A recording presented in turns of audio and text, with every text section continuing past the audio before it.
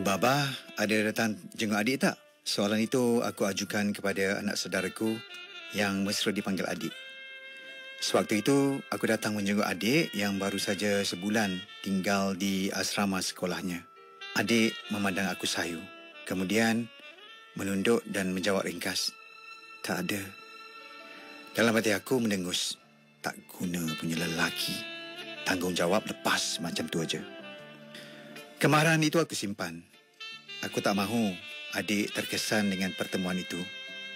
Sepanjang perjalanan pulang dari sekolah adik ke Kuala Lumpur, aku tak henti-henti berfikir bagaimana nasib adik nanti apabila sudah dewasa. Adik dilahirkan istimewa. Ketika berusia 18 bulan, doktor mengesahkan adik autisma. Ketika itu, dia memang mengalami kesukaran untuk memahami percakapan, bertutur dan menyatakan kehendaknya. Adakala dia hanya menangis di hadapanku kerana hendakkan sesuatu. Didukung pun tak berhenti menangis selagi apa yang diinginkan belum dalam genggaman. Aku mula menyedarinya dan segera memberitahu kakakku. Pada mulanya, dia seolah-olah menafikan dan membeza-bezakan adik dengan sepupu yang lain. Ada yang lambat berjalan, ada yang lambat tumbuh gigi dan macam-macam lagi. Oleh kerana aku berkeras, akhirnya dia akur untuk membuat pemeriksaan. Pelbagai ujian dijalankan dan akhirnya benar, adik adalah anak istimewa autisma. Aku turut sama menemani kakakku yang ketika itu digantung tak bertali oleh suaminya. Salah satu penerangan doktor ialah anak-anak autisma ini cenderung mengulang perkataan-perkataan yang dituturkan oleh orang lain. Oleh kerana adik sentiasa di bawah jagaanku bersama mak ketika itu, aku mengiyakan kata-kata doktor. Ada waktunya, adik akan mengajuk perbualan aku, hanya menangkap satu perkataan dan mengulang-ulangnya. Berita itu tidak diterima baik oleh kakakku. Dahlah bapak dia lari. Sekarang dia pula ada masalah ni. Aku menahan sebab dan cuba memahami situasi kakakku ketika itu. Masalah rumah tangganya mungkin membuatkan dia tertekan. Aku tahan sebab juga. Tak kusangka bayi comel itu akan membesar dengan satu dugaan.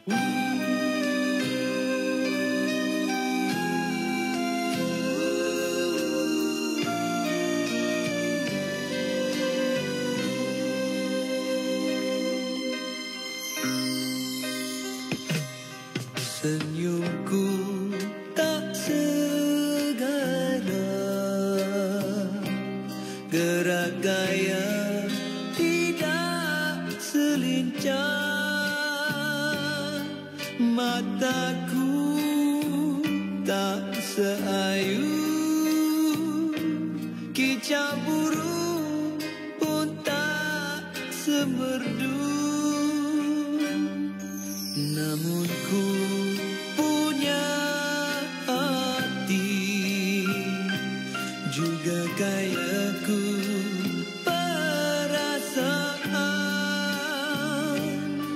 Hidupku yang begini,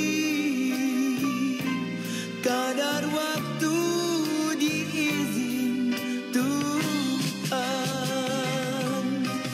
Tidak ku minta lahir ke dunia, tidak ku duga cacat begini. Bukan ku minta kasih dan manja, bukan ku rayu bantu simpati. Maafkan wahai teman, ku menumpang di sudut dunia, mencari ketenangan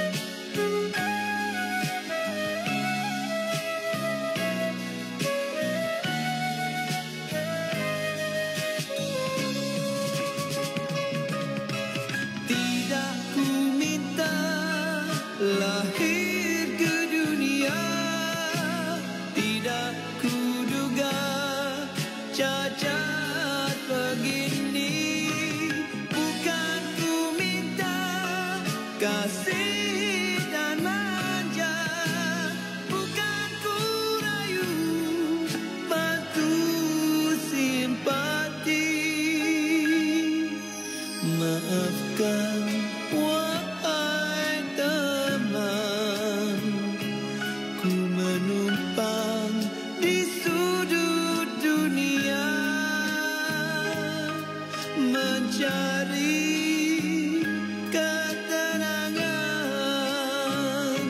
sampai masa ku pergi jua.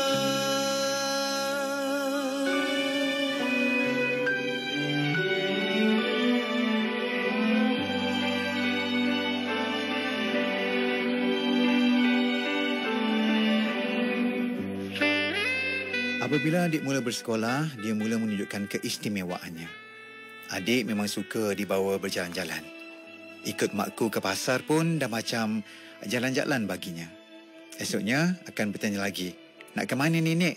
Nak ke mana? Oleh kerana aku dan kakak sentiasa bekerja waktu berjabat, makku yang sudah berpencen banyak menemani adik. Nasib baik ada mak. Dialah yang menghantar dan menjemput adik ke sekolah. Aku dan kakak hanya perlu sediakan wang belanja yang cukup. Adik menjadi cucu kesayangan mak. Oleh kerana mak juga bekas guru sekolah, dia juga ada pelbagai ilmu mendidik anak-anak. Setiap kali keluar, mak akan bekalkan adik bukan hanya dengan makanan, tetapi juga pensel dan buku skrap. Ketika usianya 5 tahun, kami sekeluarga membawanya bersiar-siar di sekitar Kuala Lumpur. Baru 15 minit meninggalkan rumah, adik menangis meminta dibawakan buku dan pensilnya yang tertinggal. Kami terpaksa berpatah balik menuruti kehendaknya. Baru aku tahu sejak itu, di situlah salah satu keistimewaan adik. Dia dapat menghafal setiap apa yang dilihat dan membuat lakaran di dalam buku skrapnya. Satu persatu helaian buku skrap aku belik. Masya Allah, cantik sungguh lukisan adik. Ada lukisan ke pasar, siap dengan rantaian ceritanya. Dari pintu gerbang pasar hinggalah satu persatu gerai dilukisnya. Dia melukis dengan terperinci. Apik jual ikan bertopi pun dilukis dengan lengkap dengan tuala disandang di bahu. Ternyata dengan segala kekurangan yang ada pada dirinya, adik seorang pelajar pendidikan khas yang pintar. Antara ciri yang dimilikinya ialah adik begitu dekat dengan orang yang disukai. Mak menjadi pendorong terbesar adik.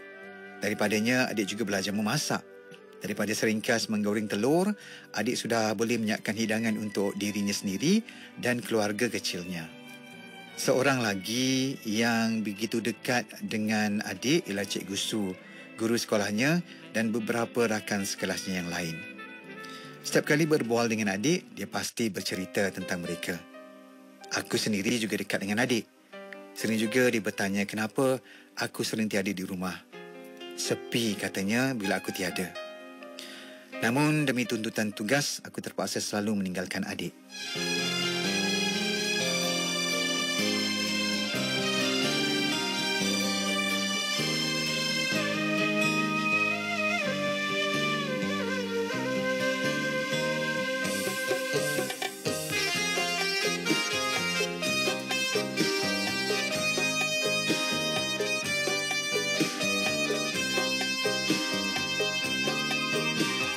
Sungguh bahagia hidup ini.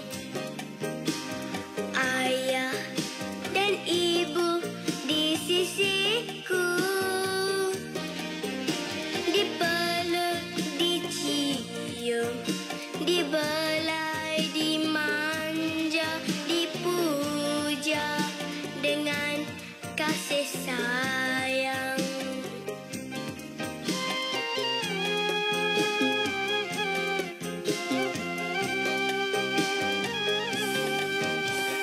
Hari berganti berbilang tahun, bahagia menjelma bencana.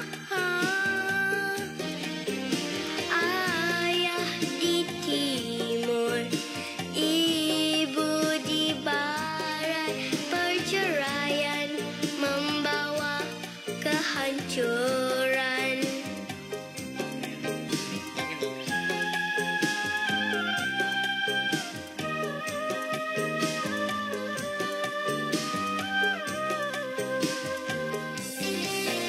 Oh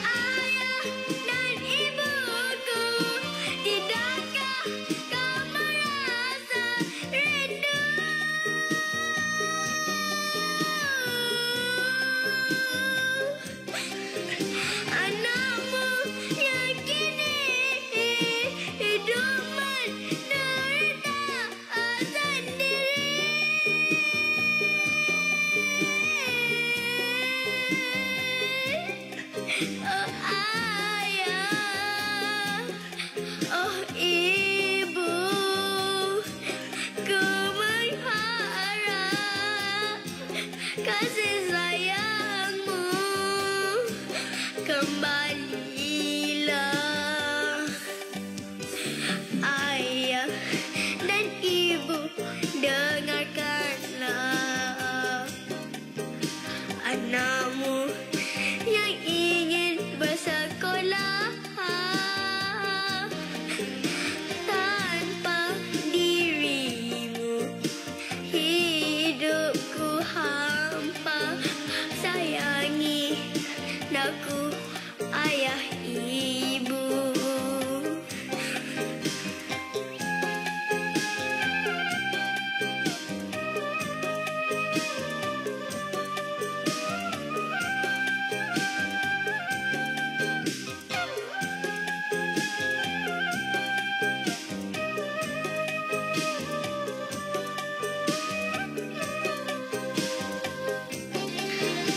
Oh ayah dan ibuku, tidakkah kau merasa rindu?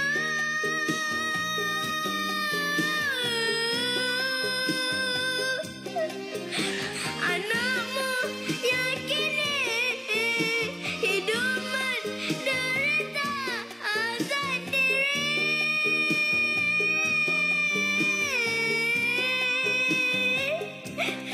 Oh ayah,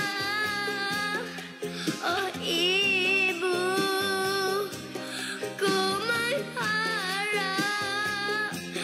kasih sayangmu kembalilah. Ayah dan ibu, dengarkanlah anakmu yang ingin bersekolah.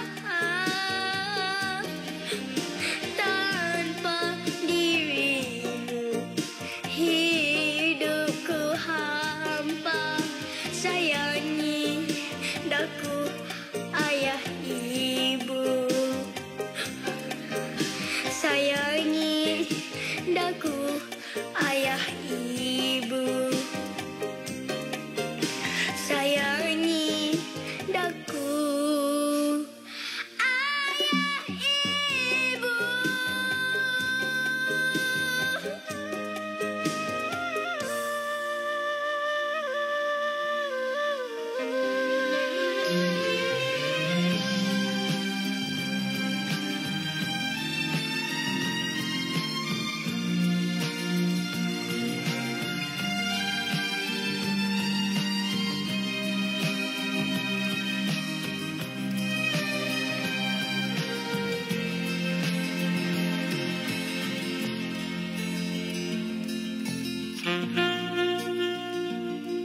Kejayaan demi kejayaan diraih oleh adik di sekolah dan akhirnya dia terpilih untuk melanjutkan pelajaran di Sekolah Menengah Pendidikan Teknikal Khas kerana kecemerlangannya. Bermula sesi persekolahan yang lalu, adik mula berhidup berdikari. Sebulan di sana, kakakku menerima panggilan daripada guru sekolah dan wardennya. Katanya, adik meluahkan rasa rindu dengan kehidupan bersama kami.